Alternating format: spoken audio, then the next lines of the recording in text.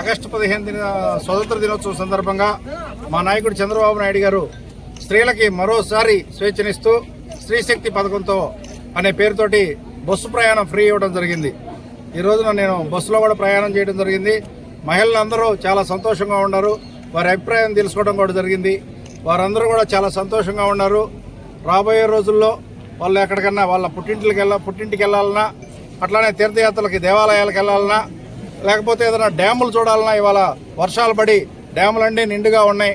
Srisailam dam చూడాలన్నా, Nagarjuna Sagar dam చూడాలన్నా bus ప్రయాణం ఫ్రీగా ప్రయాణం చేసి హాయిగా ఉదయాన్నే వెళ్ళి వాళ్ళు గమ్యం చేరుకొని వాళ్ళు చూడాలనుకున్న ప్రదేశాలు చూసి మళ్ళీ సాయంత్రం ఇంటి వచ్చే విధంగా ప్లాన్ చేసుకుంటున్నారు. మహిళలందరూ చాలా సంతోషంగా ఉన్నారు.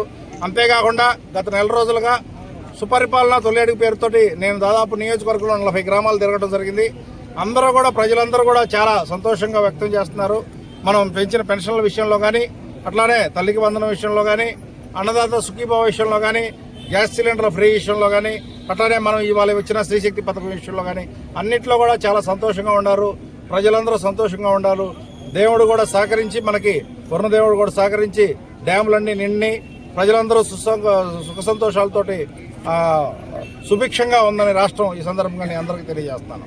థ్యాంక్ యూ, ధన్యవాదాలు.